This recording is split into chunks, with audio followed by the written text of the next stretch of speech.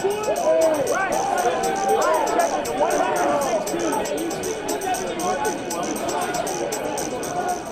everybody, this is Alan Ellman, the Blue Collar Investor, with today's covered call writing question of the day. And today's question comes from Richard, who's actually asking a question more on put options than on covered calls, but it kind of all ties together. Here we go. Alan, in your recent seminar in Philadelphia, you briefly mentioned that you could buy a stock at a discounted price using puts. Can you give an example how to do this with one of the stocks on your premium stock list? Thanks very much, Richard. Okay, well, Richard, I'll be happy to do that.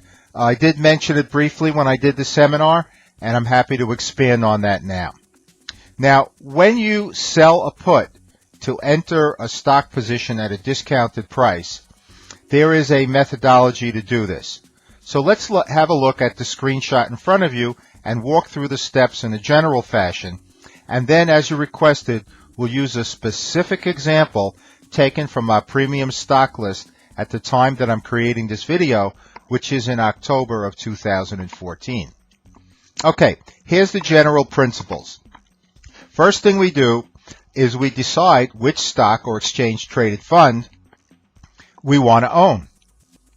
This is done through fundamental analysis, technical analysis, and using certain common sense principles like avoiding earnings reports. Those of you who have my books and DVDs know specifically what I'm referring to here. Now, once we've selected the stock, the underlying security, then what we do is we sell an out-of-the-money put. We go to the options chain and we take a look at the strike prices that are lower than the current market value of the stock. Now, we sell the put, which is selling some unknown person the right, but not the obligation, to sell their shares to us at the strike price, which again is lower than the current market value. Now, if that option is not exercised, in other words, if the price of the stock does not drop below the strike price by expiration, that option will go unexercised. We will have then generated income from the sale of the put. So we've made some money even if the option is not exercised.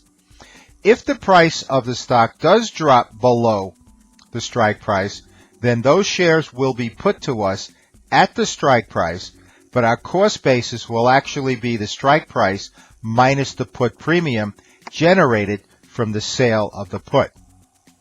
Okay, those are the general parameters in using this strategy. Let's make it all come to life now with a specific example taking from the current premium watch list from the Blue Collar Investor membership page. And here we're going to use Abaco Technologies. The ticker for this stock is AVGO. Now, at the time that I created this screenshot, the stock was trading at $77.89, as you could see on the upper left portion of the screenshot. And at the bottom middle, you could see that the put option for the $75 out-of-the-money strike, lower than the current market value, generated a bid price of $205. Now, it's possible we could have gotten a higher premium by playing the bid-ask spread or leveraging the show or fill rule. That's information in my material. But let's assume the worst, that we got the published bid of $205. Okay, so let's set the stage now before we do the calculations. The value of the underlying security is $77.89. We're selling the out-of-the-money 75 strike for $205 per contract. All right, with that, let's do the math. Now, in the screenshot in front of you now, you could see that if the stock price is higher than 75, why would the put holder sell his shares to us for 75 when they could be sold at market for a higher price? It will not happen.